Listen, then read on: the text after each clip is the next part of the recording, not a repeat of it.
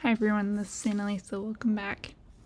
So today I want to share with you guys this painting that I made that I genuinely did not think I was going to be able to make it turn out. And I was really excited about the fact that I did actually manage to save it, because I really didn't think I was going to save it. I really thought it was just toast.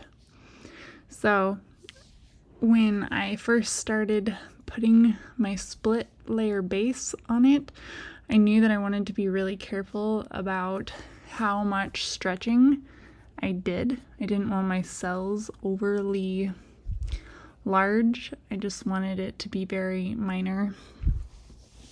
So I just put a little bit and I made sure to smooth it out and try to make it as even as possible.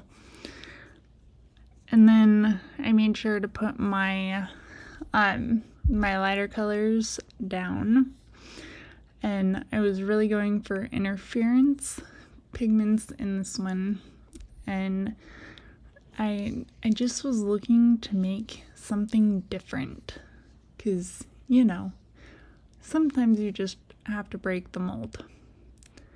And I find that when I'm doing a swipe, I actually have a really high success rate with making sure that when I'm layering my my pigments, that I kind of don't put them in a straight line, and then I don't want to pull in a straight line either. When I go to swipe, I like to give it a little bit of extra on each side. Here, as soon as I swipe, you'll be able to see what I was referring to in that.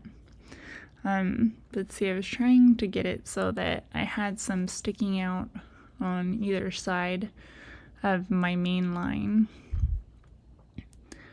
And when I say I was going for interference, I really wanted some good interference with this one. Amber Wing and Tangerine Dream are two really awesome interference pigments, and they really worked amazing for this purpose. So another thing that I found when doing these swipes on not necessarily a larger canvas, but on a canvas that's not like the little tiny 8x8s. This one's an 11x14. I find that it actually works really well to start in the middle and swipe out.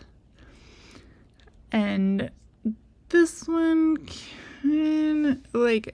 if I wouldn't have messed with it in the way that I did, it probably would have been really good.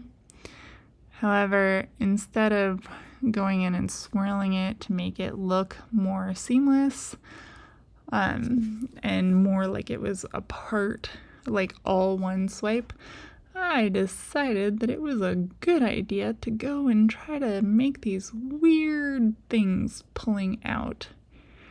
And I kept going. But that's what I meant by I like to not do a straight line. I like to make sure that I have pigment colors sticking out on each side. These lines really did turn out really awful. I don't know what I was thinking. Do you guys ever have pours like that where when you go to look back at them, you're like, why did I do that? It's like I can see where I was going with that, but the follow through just didn't quite match up with the expectation. It's like I love the swirls, but they just really didn't look right. So I was trying to swipe them off, and I sucked at that one too. This pour was very frustrating. I am heavily speeding up my footage, if you can't tell. I'm trying to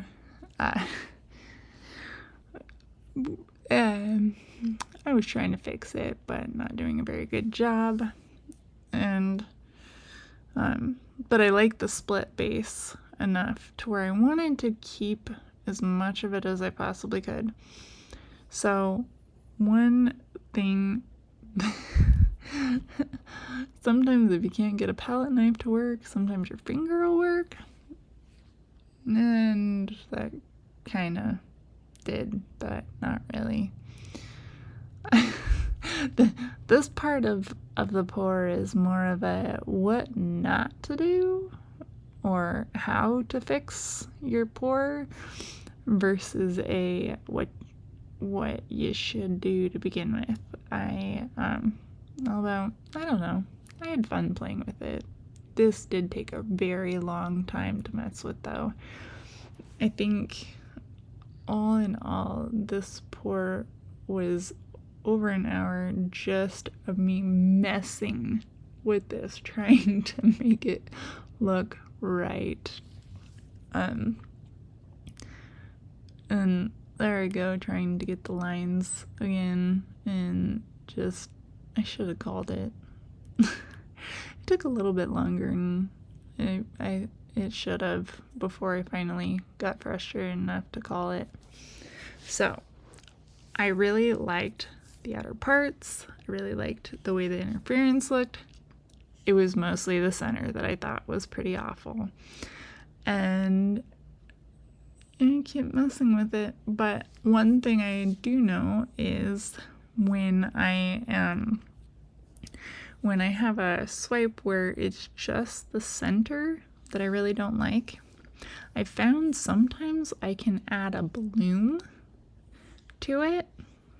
And granted, you have to make sure that you have enough paint, pillow paint still left on your canvas to make it move in order for this to be successful. But you really don't need a ton.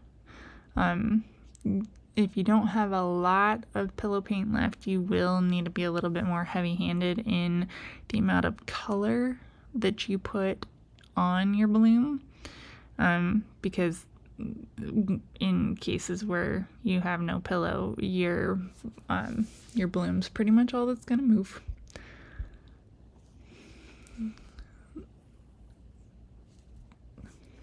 So I don't think I had a whole lot of pillow left at this point. So I was trying to get the right amount of paint in the center, or like color interference colors in the center, so that when I blew it out and then spun it, that I was gonna be able to get enough movement to really get the bloom to go out. See, I love it. As you tip it, you can actually see the interference where the light hits it, and it makes a really awesome effect. Okay, so I actually really suck at blowing on these blooms with my mouth, so I find that using my little orange blower, it just works 1,000 times better. There's a little bit of a learning curve, but if you don't have one of these, I highly suggest getting one. I do have a link for them in the description. If you order one or you find them at a local store, sometimes you can find them at I've heard like sporting goods stores. For some reason, a few sporting goods stores carry them. Anyway, if you can find them, don't get the green one. I've been told by multiple people that the green battery powered one just is not the same. And there have been several instances where I've made that warning in other videos, and people have commented and agreed that indeed was the case. So steer clear of the green one. Make sure that it's an orange one. Like I said, I do have a link in the comments to the one I got on Amazon. The last I checked, I think it was like $14 US dollars, so it really wasn't too overly expensive. And I've also been asked by quite a few people in the past what it is that I'm playing with, or what I'm using to swirl my paint around. That would be a embossing tool. If you do not have those are also really nice to have. But get a pack of them with multiple different tips. If you're gonna get them, you can get them at any craft store. I found a nice little pack of them on Amazon for inexpensive that matched up pretty close to the ones I have. And I put it in the link next to the blower link. But like I said, you really can find them anywhere. They're just really helpful because you can use them to do swipe or wreck your bloom, and you can also use them to pop bubbles or just any number of things. They're really good tools to have. Anyway, so this was my pour. I really hope you enjoyed it. It was frustrating, but I love the end result, and I'm really glad that I stuck it out. I really like being able to say that I messed with something and it actually turned out, because so often when something's not working, messing with it a lot of times is it's in vain. Like, you end up having to scrape it anyway. So it was a nice, pleasant surprise when I didn't have to scrape this one. Anyway, I hope you enjoyed it. If you liked my video, please give it a thumbs up, and if you're not already, please consider subscribing. Thank you. Have a great day.